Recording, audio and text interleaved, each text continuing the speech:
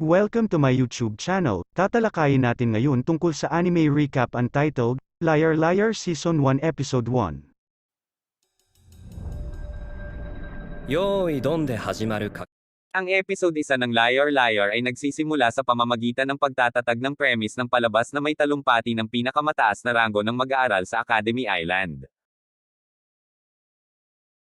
Napuno ng matinding pakiramdam ng kahusayan at pagmamataas habang pinapabagsak ang lahat sa paligid niya, ang pagsasalita ni Hiroto ay epektibong nag-uudyok sa halos bawat mag-aaral na dumalo sa programa ng orientation. 篠原博人だ。これから2年の間お前らの頭を踏みつけトップに君臨し続ける男、それが俺だ。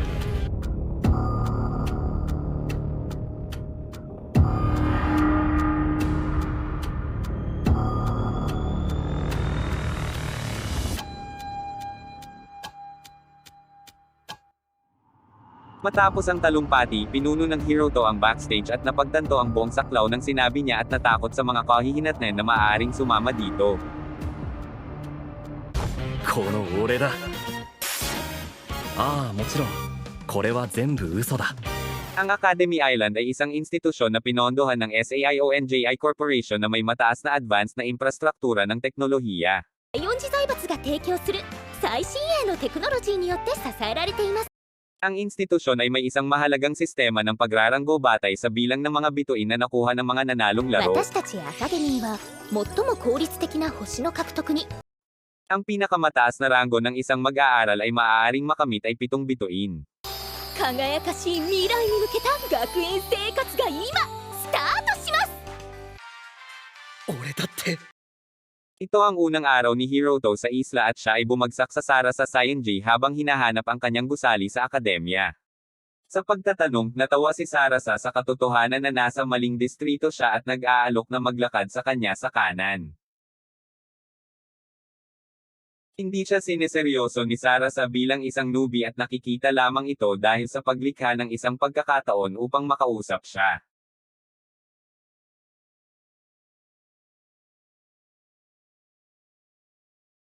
Masaya siya sa kanya habang pinipigilan siya tungkol sa ilan sa mga pangunahing kaalaman sa Academy Islands.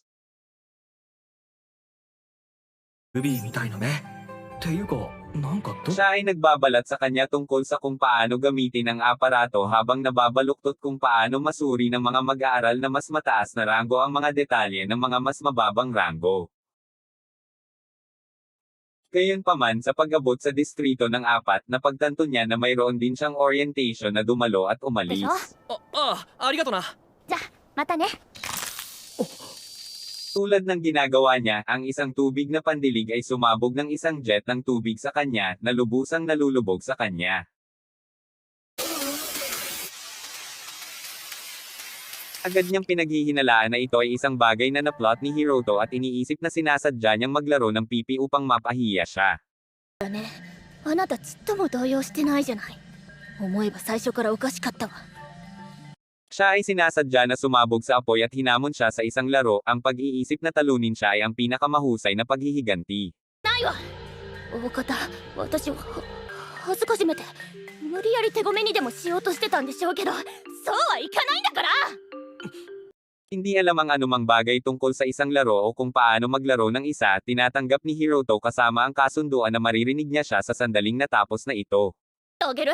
あなたもアカデミーの生徒なら正々堂々かかってきなさい。 Itinakda ni Sarasa ang kahilingan sa laro at ang mga patakaran. でしょ。申請完了と。 Pinipili niya ang mga paghihigpit na karaniwang inilalapat ng isang mag-aaral na mas mababang antas upang bigyan sila ng isang gilid. 高いランクになる受諾者が中身を決めちゃったら勝負にならない。そこは申請する人が優先される。 Ang katotohanan na gagamitin ni Hiroto ang mga pasilidad na parang isang pagtatangka na mang-insulto sa kanya. これって要はどんな勝負でも勝てるから内容はてめえが決めろってことでしょ。 違うなんかポチポチしてたら勝手に画面進んじゃっただけなんですけど。 Nagtatakda siya ng isang turn-based na staring contest sa hard mode. Ang mga patakaran ng larong ito ay katulad ng tawa mo, nawalan ka ng hamon, maliban na ito ay mahirap na mode at ang anumang expression ay maaaring gasto sa iyo ang laro. カバン。いい。このゲームは名前の通りにらめっこの強化版よ。普通のにらめっこは笑ったら負けだけど、 Ginagamit niya ang kanyang kakayahang bawasan ang oras ni Hiroto sa 1/10 na nagbibigay sa kanya ng hindi patas na kalamangan. ターンが回ってくるのね。例えばあなたのターンならどんな顔をしても負けにならない。変顔でも何でもして私の表情を変えさせるわけ。 Nagsisimula ang laro at ito ang kanyang pagkakataon na mapalabas si Hiroto. けどアビリティ？また知らない言葉だよ。ああ、別にいいよこのままで。多分なんとかなると思うし。なんとかなるですって。Ang kanyang aparato ay nagiging isang tayback at frantically sinusubukan niyang hampasin siya at makakuha ng reaksyon. 通りさっさとゲームを始めましょう。私をバカにしたこと絶対に後悔させてあげるから。 Si Hiroto ay mabilis na yumigtad ang mga pag-atake na ito at nakaligtas sa bilog na walang ekspresyon. 変化は恐怖でも驚愕でも疲労でも何でもいい。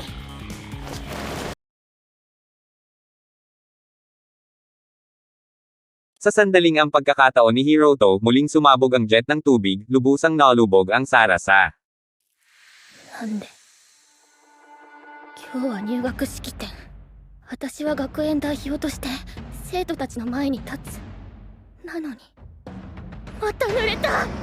Sa pamamagitan ng isang malaking pulutong na natipon upang panoorin ang laro, siya ay lubos na napahiya at nagsimulang humagulgol.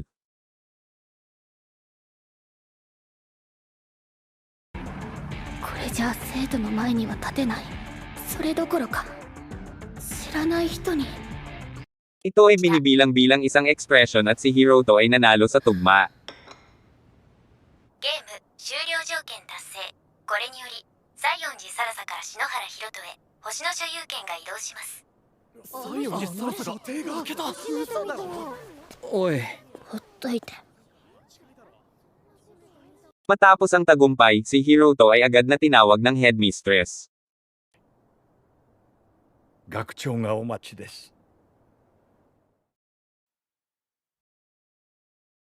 Pagdating, nalaman niya na nakagawa siya ng isang malaking pagkakamali sa paglabag sa isang tiyak na bawal. さっきのゲームのことですか？そう。その通り。何がそんな問題なんですか？ゲームってここでは日常茶飯事なんじゃ。そうさ。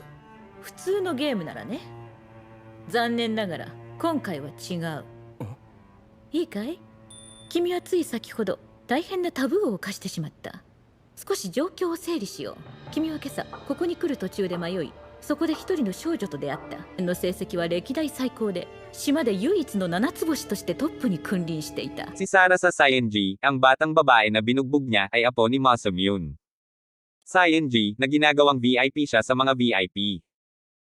そんなやつを俺が倒した。そう、孫うことなき小物の君が。編入試験の成績は最下位。ギリギリ合格の君が。すがすがしいほど土底辺の君が。ザコが。 Siya rin ay isang pitong bituin at pinakamataas na ranggo sa mga marka ng pagsusulit sa pasukan. Sinasabi ng headmistress ang problema ay ang balita ay kumalat na natalo si Sarasa sa isang mag-aaral na isang star at maaaring mapataob ang Masamune Sayenji. まさか俺退学ですか？大学で済んだら御の字だよね。西園寺家のメンツを守るためなら何でもやるよ。 Maiiwasan ni Hiroto ang problemang iyon sa pamamagitan ng paggamit ng Red Star upang magsinungaling na siya ay isang pitong bituin din na malamang na hindi pukawin ang anumang salungatan. Matapos ang pagsasalita, tumungo si Hiroto sa dorm na inayos ng headmistress.